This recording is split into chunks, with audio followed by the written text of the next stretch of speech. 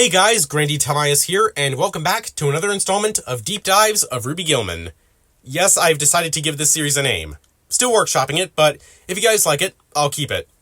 Anyway, ever since it became known from the storyboards of Ruby Gillman Teenage Kraken that the identities of Chelsea the Mermaid and the Mermaid Queen Nerissa were initially separate, there's been quite a bit of discourse over which interpretation is better.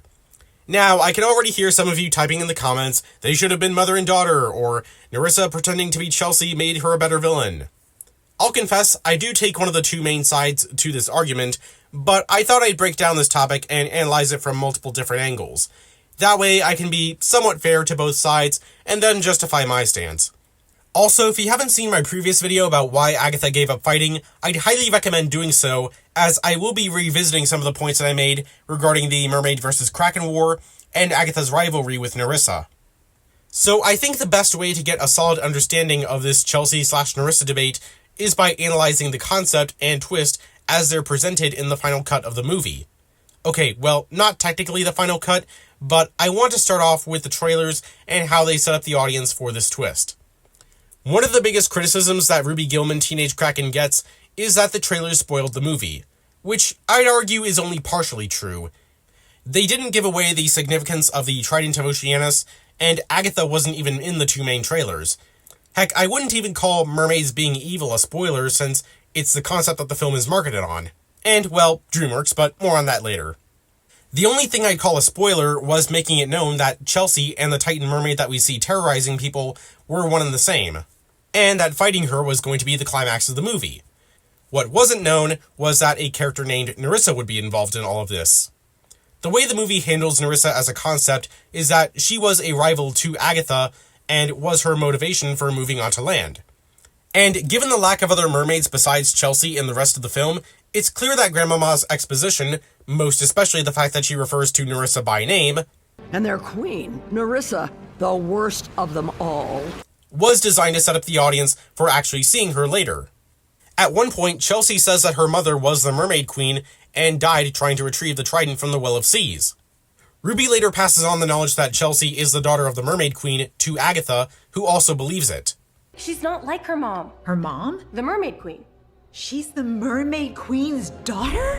After Ruby throws a tantrum and leaves, Arthur gets this information passed to him as well. What happened? Ruby's made friends with Nerissa's daughter. Oh no. Before Agatha goes to confront her mother. When Agatha shares this news with Grandmama, however, she's quick to point out, daughter? Nerissa never had a daughter. Which is the first hint that Chelsea had lied about the fate of her mother. After Ruby finally retrieves the Trident of Oceanus, Chelsea uses its power to transform into her Titan mermaid form and reveals, I am Nerissa. Completely ditching her alias as Chelsea. Later on, Nerissa says, Lucky for me, mermaids don't age. Explaining how she was able to pose as her own daughter, which she never had. So that's the twist in a nutshell. And it's a neat concept, but when you really think about it long enough, this kind of creates a plot hole. Given that Agatha used to fight mermaids for a living, or rather so that her kingdom could keep having a living, how did she not know that Nerissa never had a daughter while Grandmama did know? The only explanation would be that Grandmama somehow found out while the Gillmans were living on land. But you'd also have to consider that Agatha never showed any acknowledgement that mermaids don't age until after the twist was revealed. And even then, she really didn't say anything about it. So did she not know that either? This plot hole doesn't ruin the movie for me, but it would have made more sense when you consider some of the alternate scenes and cut material. On the film's Blu-ray, there's a deleted scene called Crab and Skate, storyboarded by Catherine DeVries, where Ruby and Chelsea are on their way to Agatha's real estate barbecue. Except, Chelsea is actually named Nerissa in this version. This scene even has all the main actors providing the voices, so it seems like there was a version of this movie that got far enough along, but they were still figuring out the twist. I guess in this version, Nerissa didn't bother to do anything to hide her identity, which is weird considering that she was already nervous about meeting Agatha in the final cut. The deleted scenes that are even more relevant to this discussion, though, are the Darren Webb storyboards, particularly the one I showed in my previous two videos where Chelsea attacks Oceanside. As I explained before, Chelsea is not only a separate character, being Nerissa's daughter, but she was also out for revenge since, in this version, Agatha had killed Nerissa. Oh, and Agatha addresses Chelsea by name in this storyboard, which could possibly imply that they had met before in their small forms. If so, no such storyboard has been found yet, but I hope we get more though. Perhaps the killing part could have been the reason for the change if the filmmakers didn't want Agatha to have blood on her hands and it'd be too dark for children. But, come on, this is DreamWorks. Characters die all the time. And I'd argue that this makes Agatha and Chelsea more complex characters.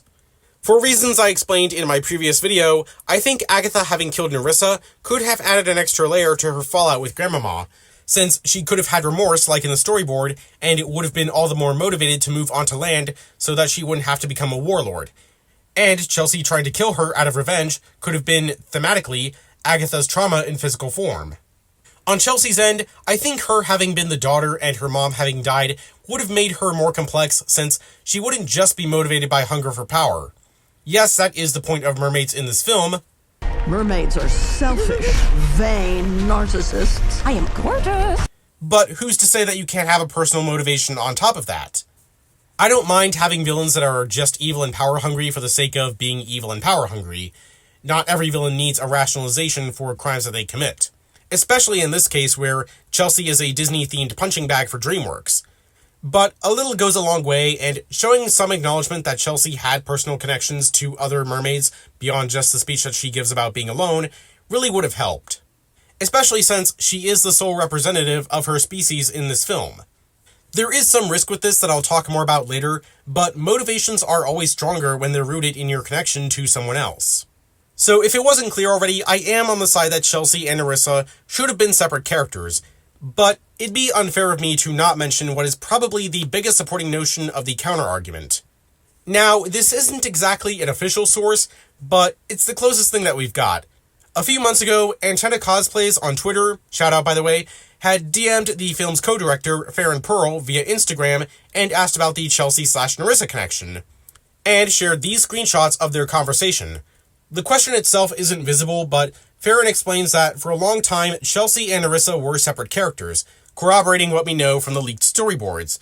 But the two characters were combined so that both Ruby and Agatha would have had a connection to her. It also makes Nerissa seem crueler for preying on Ruby's vulnerability, and the Kraken heroes could take down the same threat. Farron also gives a few other interesting details about Chelsea in another reply, like that she was at least partially inspired by Regina George from Mean Girls, her speech about her loneliness not actually being a lie, as well as the fact that the character was blonde at one point as depicted in concept art. So she wasn't always a jab at Ariel.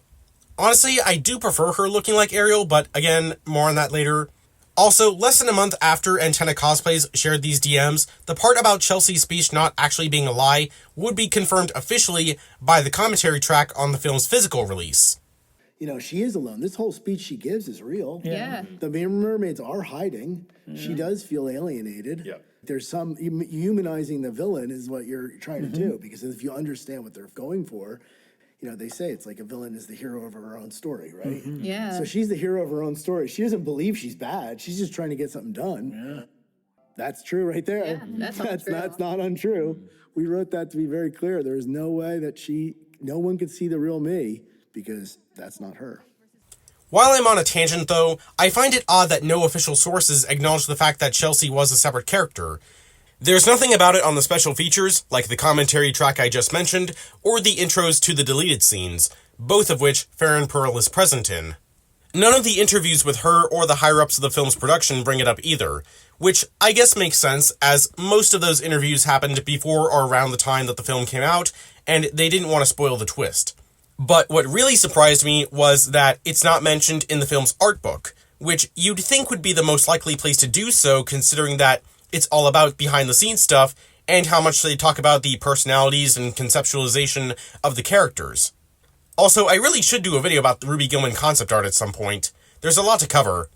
But yeah, it's really odd that all of these primary sources never talk about the original backstory for Chelsea, almost as if they were actively avoiding it. Hopefully more gets revealed about this scrapped concept over time. But getting back to the debate, I can see where Farron's coming from with why she and the other filmmakers wanted to go in that direction. Nerissa, under the alias of Chelsea, was manipulating Ruby by pretending to be her friend, so there's a connection there. And as discussed in my previous video, Nerissa had killed Agatha's relatives, so in theory, there's a connection there as well. But, and I say this with all due respect to the filmmakers and fans who take this side of the debate, while this approach did open up new opportunities, it also squandered some others. and I feel like a lot more could have been accomplished by having Chelsea and Nerissa be separate. In fact, and this is why I said, in theory, I'd argue that the final cut of the film still lacks a connection between Agatha and Nerissa, regardless of this mermaid identity crisis. For one thing, the golden rule of film is show, don't tell. While breaking this rule doesn't always ruin movies, it does leave a missed opportunity in instances like this. While we do get that stained glass presentation during Grandmama's exposition scene, it's more tell than show. I think it would have been more effective if we had actually seen a full scene of Agatha fighting and defeating Nerissa, which, funny enough, in one of those deleted scene intros I mentioned earlier, Farren Pearl does mention something along those lines as one of several versions of the film's prologue. So we went through a couple different versions of the prologue. We had a version where we showed Agatha's battle with the mermaids and her decision to leave. Seeing the actual Battle of the Trident not only would have been cool, it could have established a personal connection between Agatha and Nerissa in its original context. In the final cut, even when we see them confront each other, their dialogue doesn't really seem like it matters that they know each other. Just listen to this. Where is my daughter? We already said our goodbyes, but not before she gave me this. The greatest warrior in the sea, hiding amongst humans. What a waste. Agatha could have said something like, I beat you once, I can beat you again, acknowledging their prior history, but as it is, Nerissa could have been some sea monster Agatha only met just then. In the storyboard, the dialogue between Agatha and Chelsea feels a lot more personal, in my opinion, since she is trying to empathize with her and make a connection. So it doesn't even matter if they had met before in some way, this storyboard is showing that connection being made right now. Which is why, in my belief, this scene cuts a lot deeper than anything in the final version. Even if the two are a generation apart, and storyboard Chelsea wasn't the one who killed Agatha's relatives. Also, Grandmama is in the final battle, and she didn't need any prior connection with Nerissa to fight her. I'm not saying that she should have, but I think you get the point. Not only can Chelsea, as Nerissa's daughter, have had a personal connection to both Ruby and Agatha, all of this could have been enhanced had we seen the actual Battle of the Trident. Granted, despite what I said about death in DreamWorks movies, I think just mentioning the death of Nerissa would have been fine, so we didn't need to see that part in its entirety, but I'll leave it to you to decide whether this would have been a good idea. However, there is one other point that I think gives the idea of Chelsea and Nerissa being the same character merit, and I think it's even stronger than the last point, as I currently haven't thought of an adequate way to circumvent it while having the two be separate. And it goes back to that risk I was talking about. As I mentioned multiple times earlier, and in my other videos, one of my nitpicks was that Chelsea is the only mermaid that we see in the film, even though she and Grandmama do say that there are others. Wait a minute, there's not enough of a certain species in a TV show or movie that I like? Why do I feel like I've made this argument before? Again, this could be rectified in a sequel or TV show, but splitting Chelsea and Nerissa could have been a step towards that.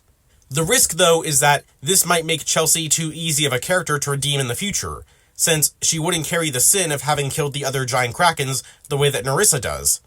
I don't want to get into the moral argument of whether a character is redeemable even after killing, but I will say that it shows how far Nerissa was willing to go to accomplish her goals, and adds some real weight to the story.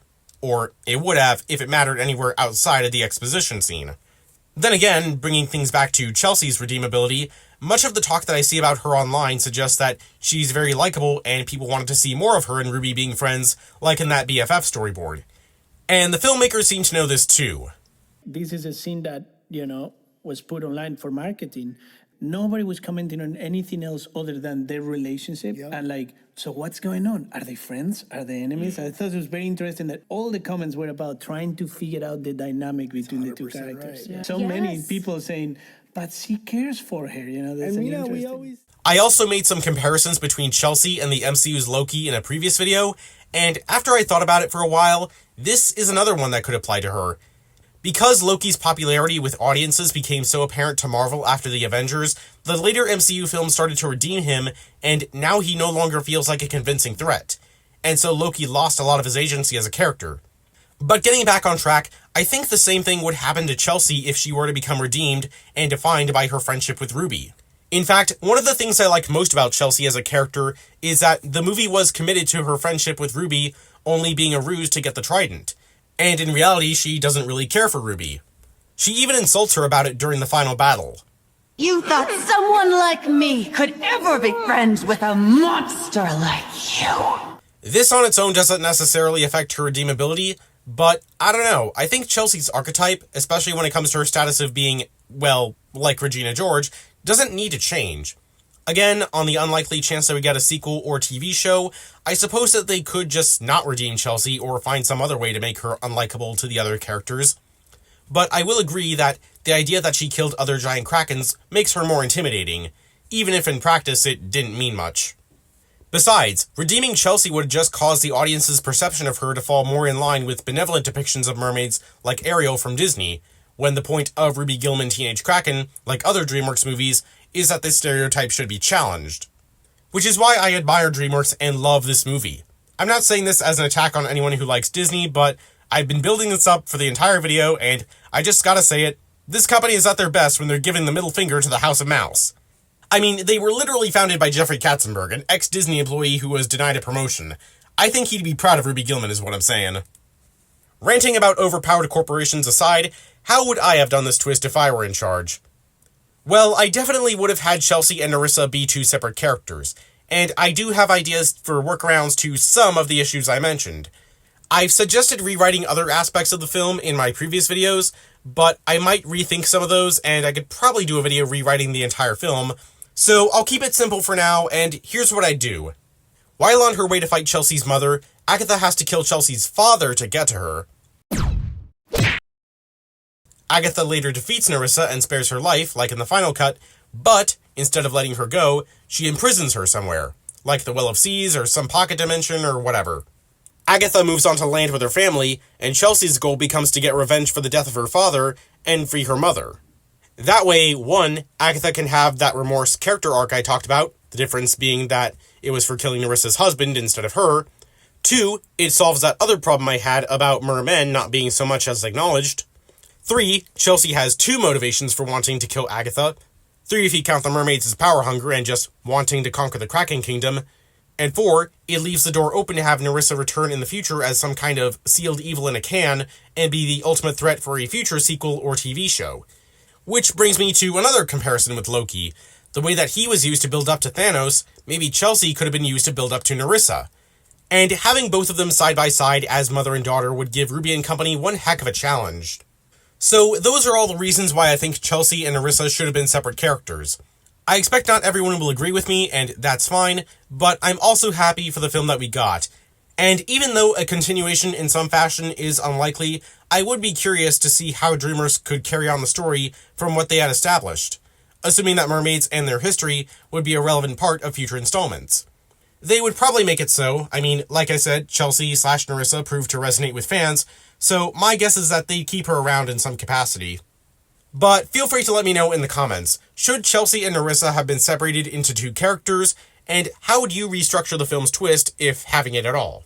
As always, I'm open to suggestions if there's a Ruby Gillman topic that you would like me to cover, and if you want to follow me on Twitter or join my Discord server, both of those links will be in the description. With all that said, I hope you enjoyed, have a nice day, and thank you for your time.